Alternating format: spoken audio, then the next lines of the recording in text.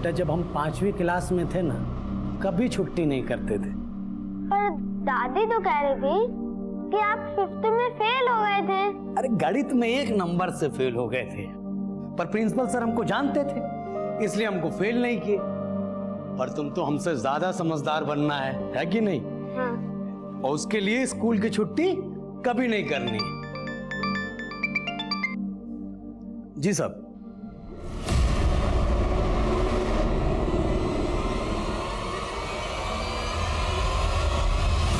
क्या ये आपकी बीवी कोमल है? नहीं सर, ये कोमल नहीं है।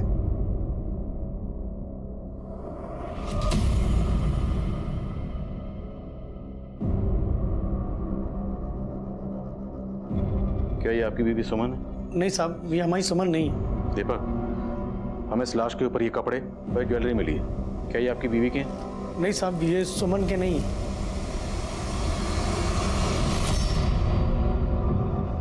अरे दीपक, क्या हुआ? कहाँ चले गए थे तुम?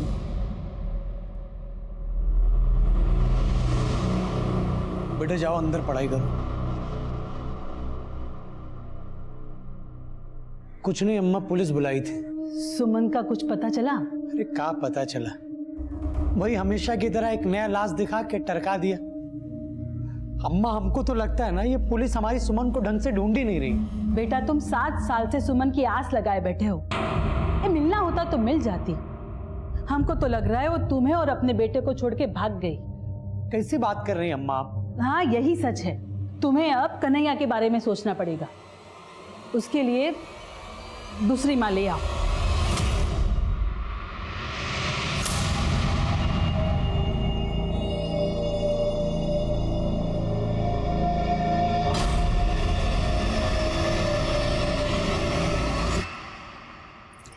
अरे छोड़िए, अम्मा आ जाएगी।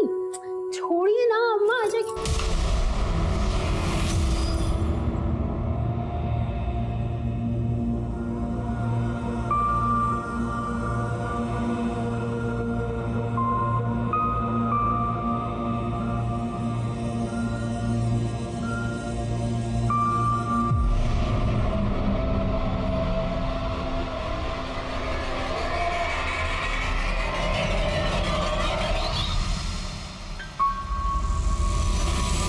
उठ गई तुम? मम्मी हमको भूख लगी है। पहले मुंह हाथ तो धो लो, उसके बाद हम तुमको खुद खाना खिलाएंगे, ठीक है? चले? चल। साहब नमस्कार, बैठिए। साहब आज आप काय बुलाए हैं? सुमन का कोनो नया जानकारी मिला है का? दीपक, हमें सुमन की कोई जानकारी नहीं मिली और ना ही अभी हमें तक कोमल का कुछ पता चला। देखिए आप दोनों जानते हैं 7 साल गुजर चुके हैं और मुझसे पहले 2 ऑफिसर इस केस को तहकीकात कर चुके हैं और केस अभी भी वहीं का वहीं अटका हुआ। तो मुझे आप दोनों से ये जानना है कि आप दोनों को अभी भी अपनी बीवियों का इंतजार है? सुनील तुम्हें?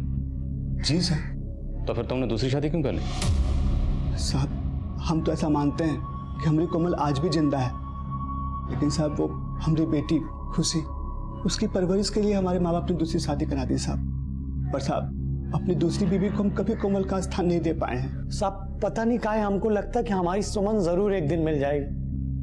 बस आप उसको ढूंढने का कोशिश तो कीजिए। दीपक, हमने सुमन को ढूंढने की हर मुमकिन कोशिश की है और कर भी रहे हैं, लेकिन क्या करें, कानून ये कहता है कि अगर कोई विक्टिम 7 साल तक मिसिंग रहता है तो उसे डेड मानकर केस क्लोज करना पड़ता है। आप ऐसे कैसे केस बंद कर सकते हैं साहब? दीपक, दिस इज लॉ। कानून यही है और हमें जो भी करना है कानून के दायरे में रहकर करना है। यही बताने के लिए आप लोगों को यहाँ बुलाया था। ये देखो सूरज, चांद, बस, ऑटो और ये मम्मी आप रोज हमें यही पढ़ाती रहती हो, हमें नहीं पढ़ना ये। अरे पढ़ोगी नहीं तो दुनिया को कैसे जानोगी? दुनिया जहाँ हम रहते हैं, ये पंछी पशु ये सब यहीं रहते हैं। जब हम छोटे थे ना तो तुम्हारी मासी भी हमें ऐसे ही पढ़ाती थी।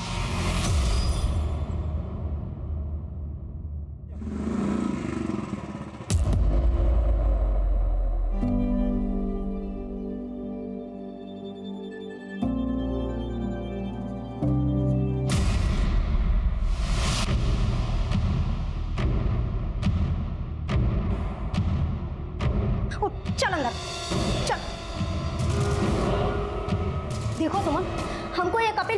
पसंद नहीं है। दीदी आप कपिल को गलत समझ रही हैं। वो बुरा लड़का नहीं है। तुमको अच्छे बुरे की पहचान नहीं है। देखो सुमन, हमने तुम्हारे लिए दीपक जी से रिश्ता पक्का कर दिया। देख, हम जानते हैं कि वो उम्र में तुमसे थोड़े बड़े हैं, लेकिन दीदी हम कपिल से प्यार करते हैं। और वो दीपक हमसे कितना बड़ा है। हम ये शादी नहीं करेंगे। बस माँ बाबा तुम्हारी जिम्मेदारी हम पर छोड़कर गए हैं और तुम्हारी शादी दीपक जी से ही होगी। अरे गुनगुन, ये क्या कर रही हो? चलो पढ़ो। हमको नहीं पढ़ना। अरे गुनगुन रुको। गुनगुन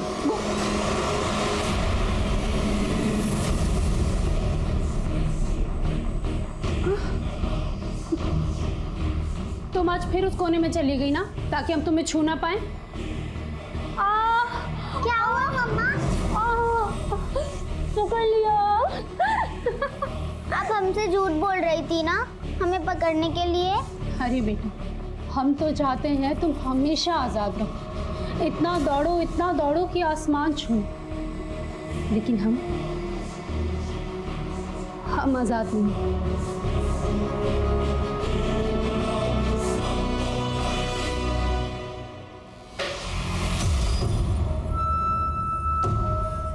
खड़ी हो तू। ये क्या नाटक मचा रखा है? अब चोरी करना भी सीख गई? शांति, ये क्या कर रही हो तुम?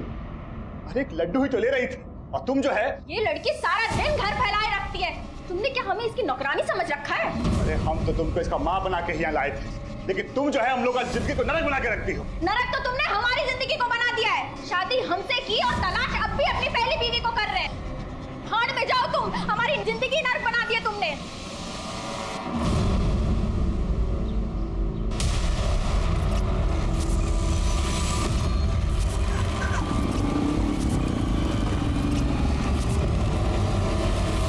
आज हम तुमको बताएंगे इस कमरे के बाहर रात कैसी होती है। तुम्हें पता है, रात में आसमान काला हो जाता है, उस पर सुंदर सुंदर चांद सितारे चमकते हैं। तुमने देखा था ना किताब में? हाँ, चांद और तारे बहुत सुंदर होते हैं।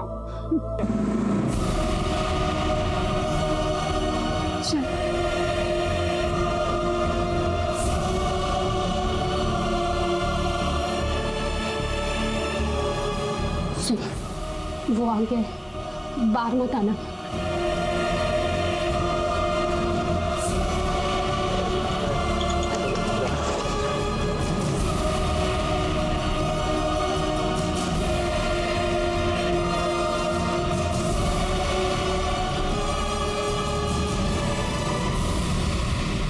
दादी, पापा तो कह रहे थे कि माँ जल्दी आ जाएगी। आ जाएगी, पर ये तुम्हारी माँ नहीं है। तुम्हारी माँ तो दूसरी है। कौन दूसरी माँ? जब आएगी तो खुद ही देख लेना। अब सो जाओ।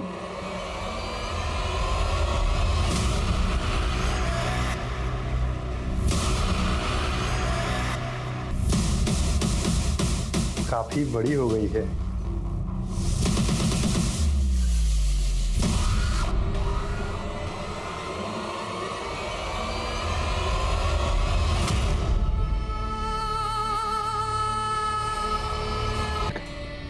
मैं करता हूँ फोन। नमस्ते साहब। नमस्ते। हाँ दीपक, साहब ये आपके लिए ठीक है। 20,000 रुपया है साहब। बाकी का पैसा हम आपको अपनी जमीन बेचकर और दे देंगे। और आप ये केस मत बंद कीजिए साहब। अगर मुझे तुम्हारी भावनाओं की कदर नहीं होती तो तुम्हें पता है, ये रिश्वत देने के जुर्म में मैं तुम्हें अभी अंदर कर सकता था। देखो, तुम्हारी बीवी हो या कोई भी, अगर कोई नागरिक मिसिंग है तो उसे ढूंढना हमारी ड्यूटी है, और हमने अपनी ड्यूटी पूरी ईमानदारी से की। अब अगर हम ये केस क्लोज कर रहे हैं तो कानून की वजह से। इतने ईमानदार हैं तो आप काहे नहीं ढूंढते हमारी सुमन को? सुनील अपनी कोमल को भूल के दूसरी शादी कर सकता है साहब, लेकिन हम अपनी सुमन को नहीं भूल पाएंगे साहब, नहीं भूल पाएंगे। हाथ जोड़ दें आपसे, आप ये केस मत बंद कीजिए साहब। बस हमको नहीं खाना। अरे, अभी तुमने आधा रोटी भी नहीं खत्म किया। खाओगे नहीं तो अपनी मौसी की तरह स्ट्रांग कैसे बनोगे? और तुम ही तो हम दोनों को आजाद करोगी यहाँ से। मैं स्ट्रांग बन जाऊंगी और ये जंजीर भी तोड़ दूंगी। हम जानते हैं ये जंजीर तोड़ना तुम्हारे लिए मुश्किल है, लेकिन आपको वो बेड़ियाँ तोड़नी होंगी जिसने हम जैसी औरतों को बांध दिया है। हम जानते हैं ये बातें तुम्हारे लिए बहुत बड़ी हैं, लेकिन हम तुम्हें तुम्हारी मौसी की तरह बनाना चाहते हैं। तुम्हें पता है, तुम्हारी मौसी 24 साल की उम्र में गांव की सरपंच थी। बहुत रुबाब था उनका। चल कमीनी, हमको धोखा देती है, हैं? इधर खड़ी। छोड़ इसको। खबरदार जो औरत पे ये मर्दानगी दिखाई तो। अरे पंचायत नहीं बैठा तुम्हारा यहाँ पे, घर है हमारा ये, और हमारे होते हुए किसी और मर्द के साथ तुम चूड़ियां नहीं पहनी हमने तुम्हारे मर्द की तरह। हाँ, और औरत पे हाथ उठा के तुम बहुत बड़ा मर्द बन रहे हो। अरे हमको मत सिखाओ, तुम बीवी है हमारा, हम चाहे कूटे चाहे मारे। इधर अगर हम इसको कोई भी तकलीफ दी तो हम तुमको गांव से बाहर निकलवा देंगे।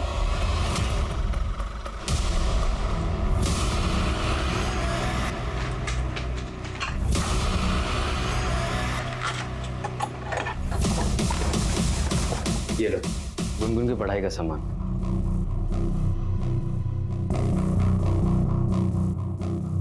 गुनगुन बेटा, इधर आओ। आओ, ये लो।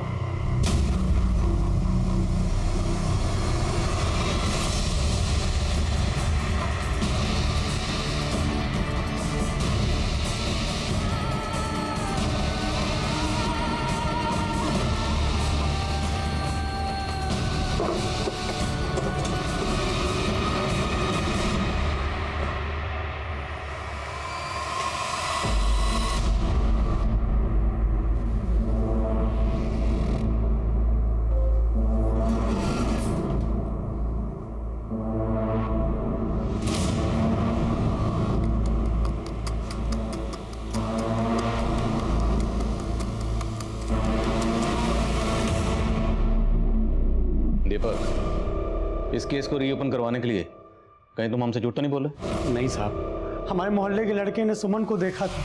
40। अरे दीपक भैया, एक बात बताना था आपको। हम बताओ। कल हम लोग दोनों लखनऊ गए थे, वहाँ सुमन भाभी को देखा हमने अमीनाबाद बाजार में। बताना। हाँ भैया, वो एक आदमी के साथ थी, बाजार से खरीदारी कर रही थी। अरे क्या बात कर रहे हो भैया? अरे सच बता रहे हैं भैया, हम भाभी से बात करने का बहुत कोशिश किए, लेकिन वो हमको अवॉइड कर दी। हमको तो लग रहा है वो आजकल अमीनाबाद में अपना घर बना लिए। कौन है वो लड़के?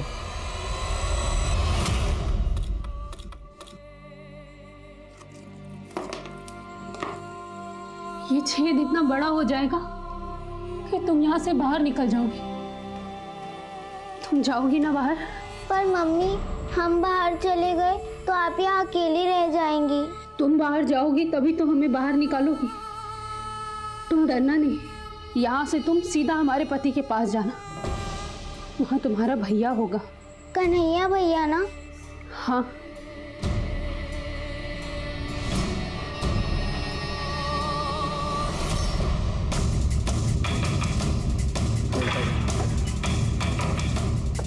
मैडम जी, यही है वो लड़के। पकड़ पकड़ पकड़। मैम गलती हो गया हमसे। हम दीपक भैया से मजाक में बोल रहे थे कि सुमन भाभी को हमने देखा है, तो हवा में खाली बात किए थे उनसे। हवा लाती, हवा खिलाती हूँ। चल।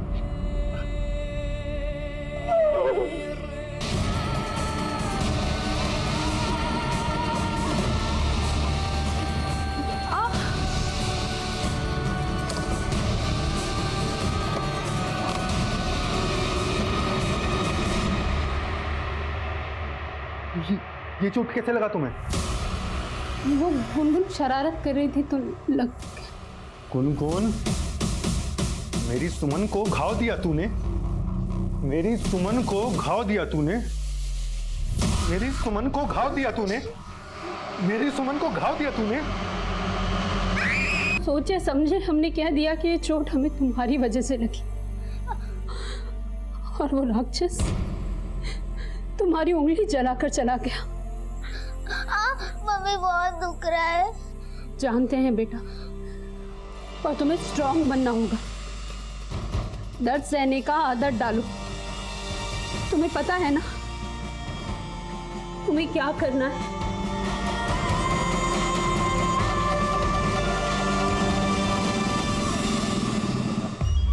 प्रणाम सुनील भैया। खुशी बेटा, कैसी हो? दूर होके बात करो। काहे नाराज हो रहे हैं भैया? अरे हम तो बस ये जानना चाह रहे हैं कि वो कोमल दीदी और सुमन वाला केस पुलिस वाले बंद कर दिए हैं का? तुमको क्या करना है सर रामायण जान के? तुमको कितना बार बोले हमरा मुंह मत लगा करो। चल खुशी।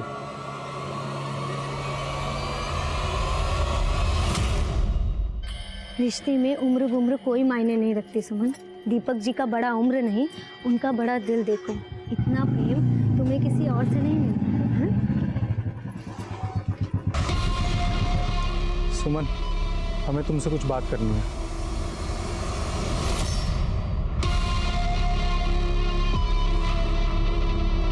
हम सुने हैं तुम दीपक को ये बोले थे कि कोमल की बहन सुमन को तुमने लखनऊ में देखा था। वो सरपंच जी, हम तो पुलिस से बच गए हो, हमसे ना बचोगे। बोलो, लखनऊ में किसके साथ देखा था सुमन को?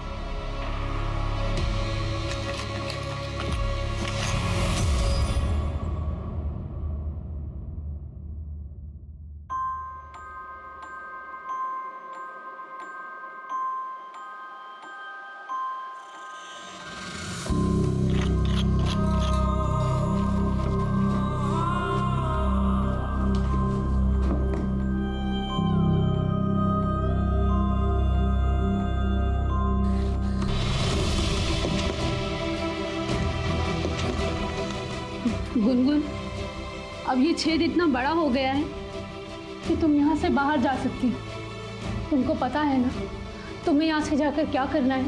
हाँ, मुझे एक अंकल को ढूंढना है। वो अंकल उन दो अंकल जैसे बड़े बड़े होंगे, लेकिन वो अंकल दूसरे होंगे जो अच्छे होंगे। ये दुनिया बहुत बुरी है बेटा। हम नहीं जानते कि तुम्हें अच्छे अंकल मिलेंगे या बुरे अंकल, पर ये दाव खेलने के अलावा हमारे पास और कोई रास्ता नहीं। हम डरते हैं कि हम तुम्हें कहीं खो ना दें, पर तुम्हारी अभागी माँ तुम्हें इस आज़ादी के अलावा और कुछ नहीं दे सकती।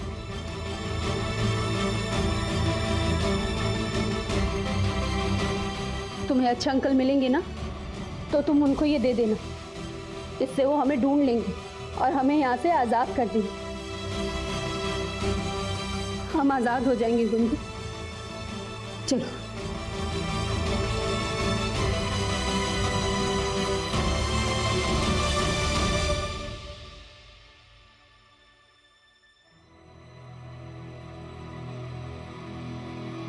मम्मी, हमको वापस आना है। तुमको जाना होगा बेटा, तभी तो तुम हमको आज़ाद कराओगी। जाओ।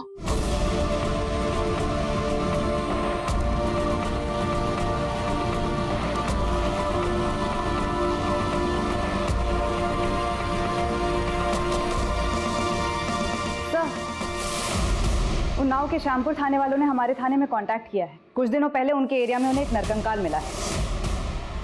फॉरेंसिक करवाने के बाद उन लोगों को पता चला कि वो नरकंकाल 20 से 30 साल के बीच किसी लड़की का है। रिपोर्ट्स के मुताबिक उसके स्कल पर कई बार वार किए गए थे। अंदाजा लगाया जा रहा है कि उसका मर्डर लगभग 7 साल पहले हुआ होगा। तो श्यामपुर पुलिस ने हमसे इसलिए कांटेक्ट किया होगा क्योंकि 7 साल पहले हमारे यहाँ पर कोमल और सुमन की मिसिंग केसेस फाइल हुए थे। जी सर, मैंने उन्हें बताया कि हमने वो केस बंद कर दिया है, लेकिन फिर भी वो एक चांस लेकर देखना चाहते थे कि कहीं वो नरकंकाल कोमल या सुमन में से किसी का तो नहीं है। सुमन और कोमल मिसिंग केस की पहली इन्वेस्टिगेटिव टीम को एक लाश मिली थी। उस वक्त सुमन के बेटे और कोमल की बेटी का डीएनए सैंपल लिया गया था। वो डीएनए सैंपल श्यामपुर पुलिस से शेयर करो। सर, गुनगुन कहाँ है? वो अंदर सो रही। अंदर सो रही है? कहाँ?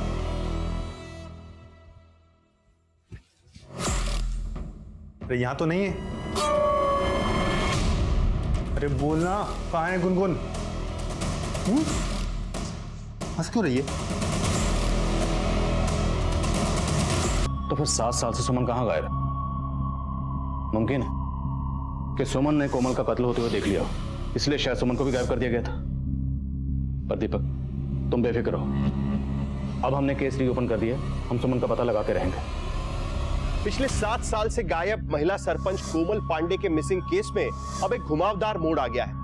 मगर कोमल तो अपनी छोटी बहन सुमन के साथ लापता हुई थी।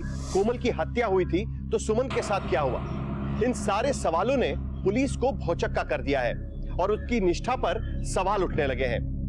पिछले 7 साल में यह केस 3 बार अलग अलग इन्वेस्टिगेटिंग टीम्स को दिया गया और हाल ही में इस केस की फाइल को बंद भी कर दिया गया था। लेकिन अब इस केस को रीओपन करना पुलिस की मजबूरी बन चुकी है।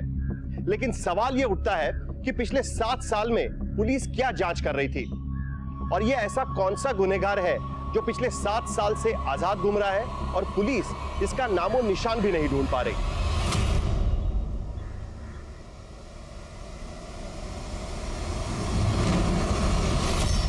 बेटा आप ठीक तो हो? मम्मी पापा कहाँ हैं आपके? आप अच्छे अंकल हैं। हाँ बेटा, पर बात क्या है?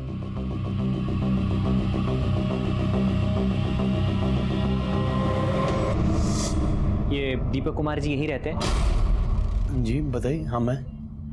आप इस बच्ची को जानते हैं? नहीं। काहे? नहीं, वो दरअसल ये बच्ची मुझे रास्ते में मिली थी और इसके गले पर ये चिट लटका हुआ था। इस चिट के ऊपर आपका नाम और एड्रेस था। इस बच्ची ने कहा कि आपके पास जाना है तो मैं इसे आपके पास लेकर आ गया। कौन हो बेटा तुम? बोलो, डरो नहीं। आई पर्ची तुमको कौन दिया?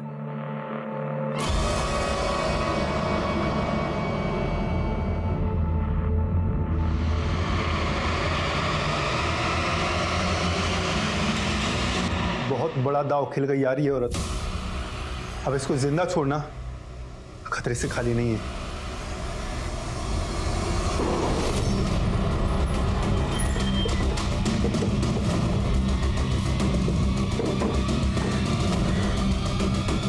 सर, यही है बच्चे? हाँ सब यही है वो बच्ची। हमको ही पर्ची दी, हम पूछ रहे हैं कि तुमको किसने दिया, तो बार बार सुमन। डरो मत। क्या नाम आपका? अच्छा ये बताओ, ये चिट आपको किसने दी? पक्का ये चिट आपको उन्होंने दी? सर ये लड़की हमें बाराबंकी में मिली। हर तरह से बहुत अजीब थी। क्या अजीब था? चिट देने से पहले उसने मुझसे पूछा कि आप अच्छे अंकल हैं? मैंने कहा हाँ। तब उसने एकदम से चिट निकालकर मुझे दे दी।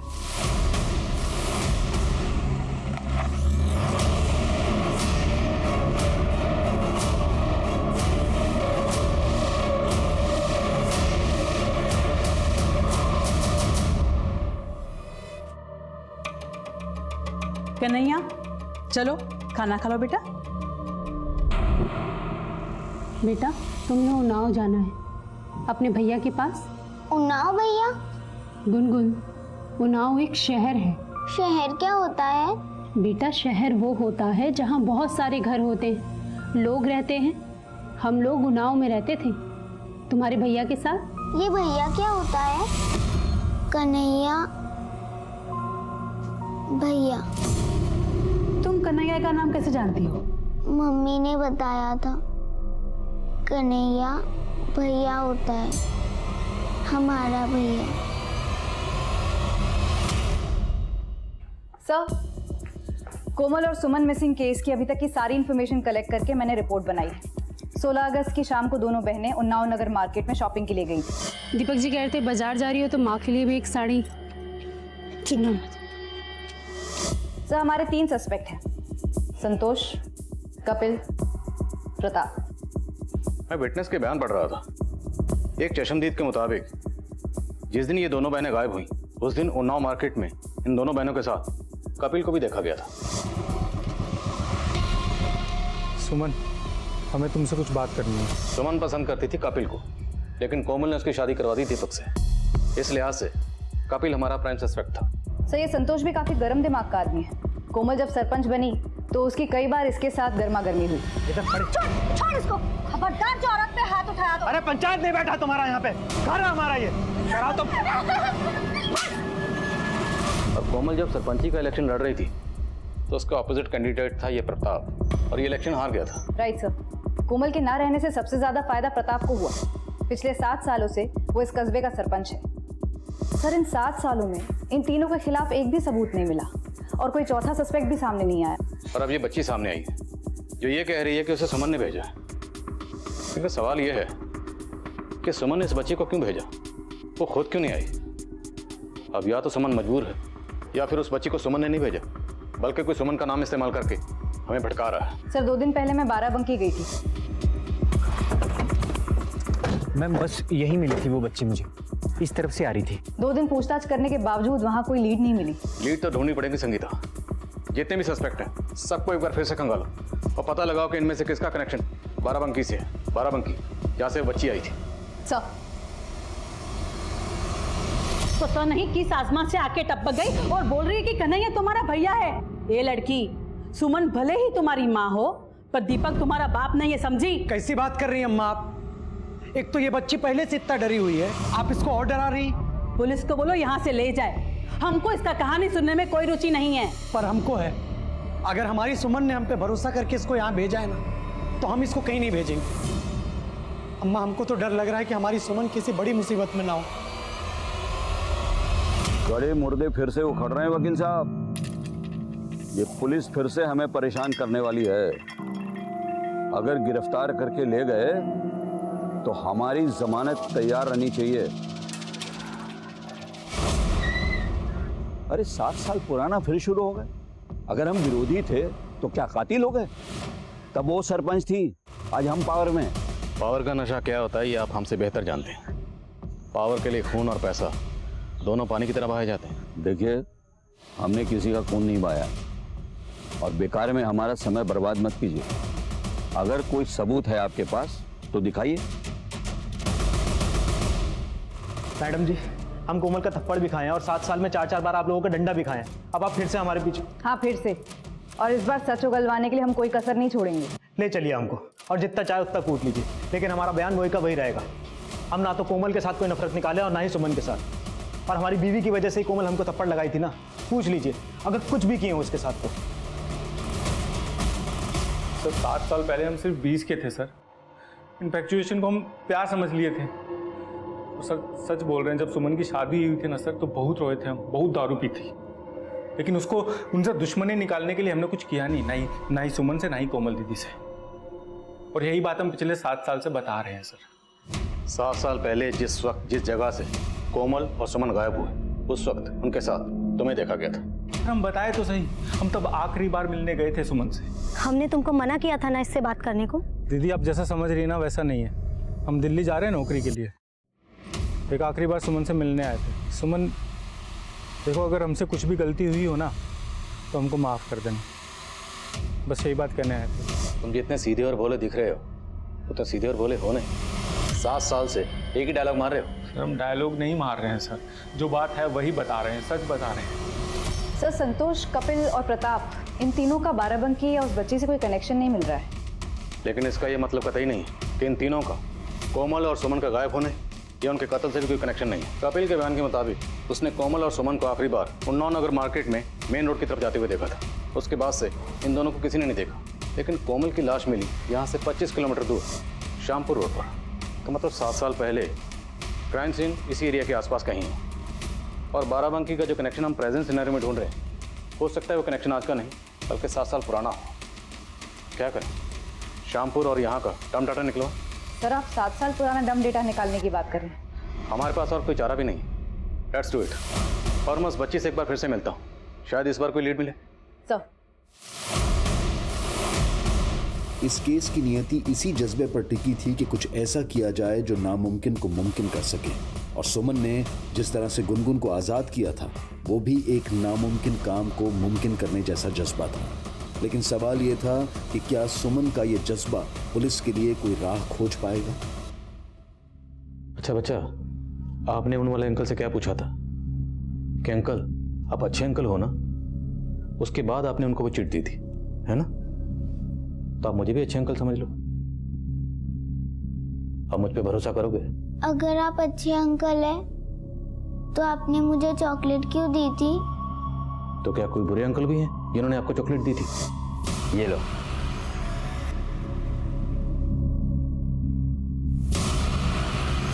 वो मेरे लिए बुक्स भी लाते थे, पर मम्मी बोलती थी वो भी बुरे हैं।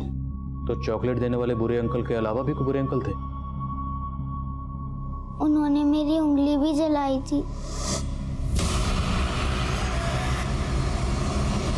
ये बताओ कि आपकी मम्मी दोनों बुरे अंकल्स को कैसे जानती है? अच्छा ये तो बताओ, आपकी मम्मी ने आपको यहाँ क्यों भेजा है? आजाद करने के लिए। किसको आजाद करने के लिए? किससे? मम्मी को? क्या हुआ मम्मी को? मम्मी के पैर में कुछ हुआ? आपकी मम्मी के पैरों को किसी ने बांधा हुआ?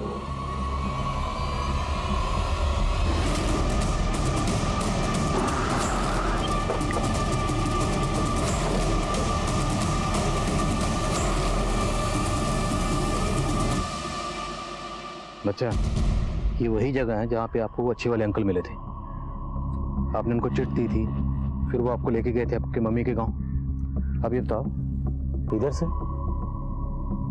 फिर कहाँ से आए थे? बोलो।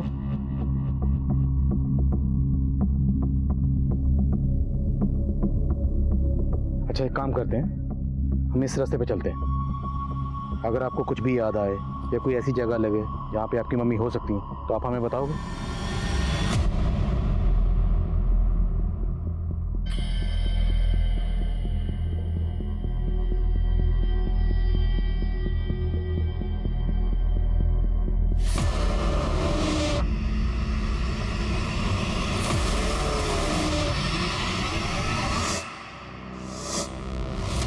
क्या हो गया बेटा?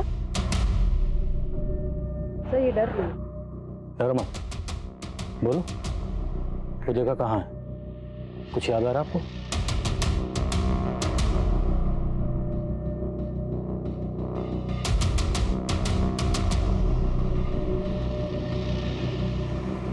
विशाल, पता लगाओ ये घर किसका है। सर,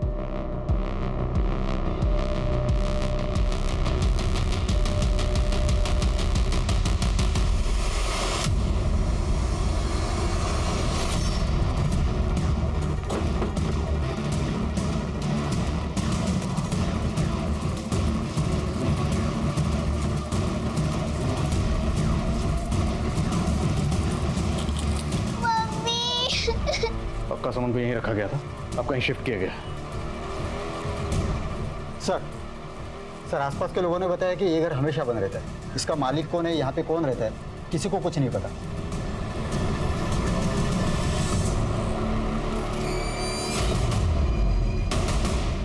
एक काम करो, बिजली विभाग से पता लगाओ ये मीटर किसके नाम पर रजिस्टर्ड है। सर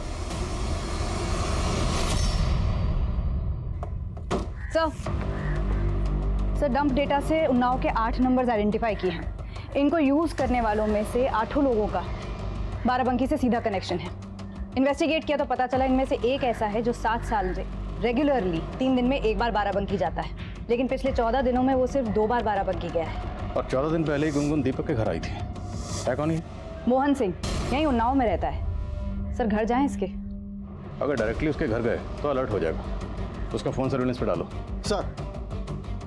सर वो घर भरत सिंह के नाम रजिस्टर्ड है। बिजली विभाग से उसका नंबर मिला है। भरत का फोन अब भी बाराबंकी में एक्टिव है। तुरंत उसके फोन की लोकेशन ट्रैक करो। सर इसका सरनेम मिस थी। अच्छी शॉपिंग होगी ना आज? हाँ दीदी, पर रात कितना हो गया है पता नहीं, ऑटो मिलेगा कि नहीं। अरे मिल जाएगा, आगे चलकर ना यहीं पर ही कहीं होगा।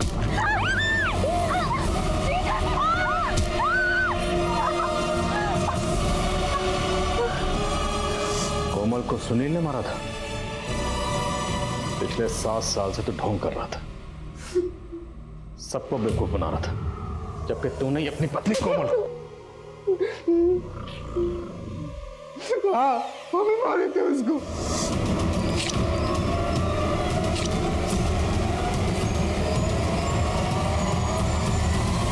ऐसी भी क्या नफरत थी जो तुमने कोमल को जान से ही मार दिया? सब वो औरत होके सरपंच बन गई।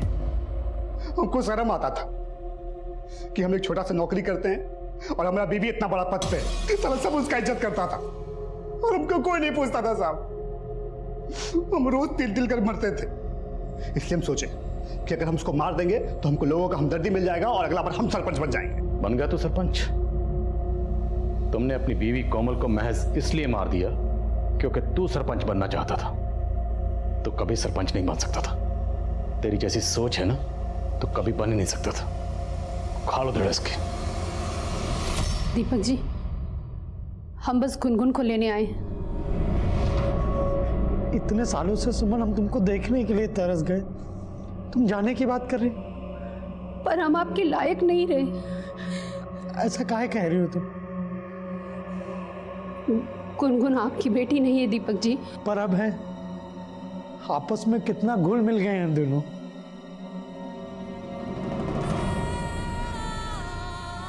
अरे देख कर रहे मम्मी है तुम्हारी।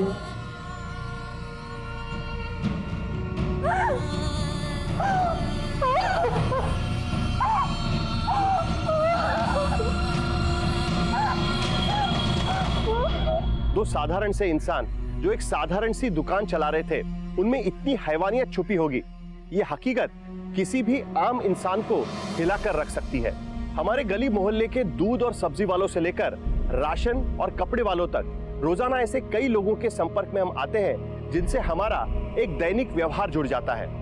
और जब हमें ऐसे केसेस के बारे में सुनने मिलता है तो आम इंसान विचारशील बन जाता है और हम लोगों पर भरोसा करने से डरने लगते हैं, जो अपने आप में हमारी सामाजिक सद्भावना पर एक खतरा है, क्योंकि इंसान समाज के बिना अधूरा है और वो समाज भी अधूरा है जहां पर लोगों का एक दूसरे पर से विश्वास उठने लगता है। हमें हमारे समाज को ऐसे खौफ से दूर करना होगा। एक तरफ कोमल के पति ने उसे मौत के घाट इसलिए उतार दिया था क्योंकि उसे लगता था कि कोमल की जगह उसे सरपंच होना चाहिए था। वहीं सुमन को इस बात की सजा मिली कि वो अपनी बहन को बचाने के लिए मदद मांगने गई थी। सुमन ने 7 साल उस कमरे में बिता दिए। उसे हमेशा यही लगता रहा कि उसका पति उसे और उसकी बेटी को नहीं अपनाएगा। शायद उसे अपनी और अपनी बेटी की किस्मत पर जरा भी भरोसा नहीं रह गया था, लेकिन दीपक का प्यार इस समाज की ऐसी किसी भी कुरीति को मानने को तैयार नहीं था। वो बस इतना जानता था कि वो सुमन से प्यार करता है और अगर सुमन किसी भी तरह के खतरे में है तो उसे बचाना उसकी ही जिम्मेदारी है। भले ही कोमल और सुमन के अपराधियों को सजा मिल गई हो, लेकिन इस बात से कोई भी इनकार नहीं करेगा कि हमारे देश में आए दिन कोई ना कोई ताकतवर औरतों और मासूम बच्चियों को अपनी हवस का, अपने अत्याचार का निशाना बनाता रहता है। और यह हम सबकी जिम्मेदारी है कि एक दूसरे के साथ मिलकर हम समाज को बदलने में अपना योगदान दें। अब मैं अनूप सोनी आपसे विदा लेता हूं। फिर मुलाकात होगी क्राइम पेट्रोल सतर्क में एक और नए केस के साथ और उस पर हमारे एक्सपर्ट के विश्लेषण के साथ। तब तक अपना और अपने परिवार का ख्याल रखें, सतर्क रहें, सुरक्षित रहें और देखते रहें क्राइम पेट्रोल सतर्क।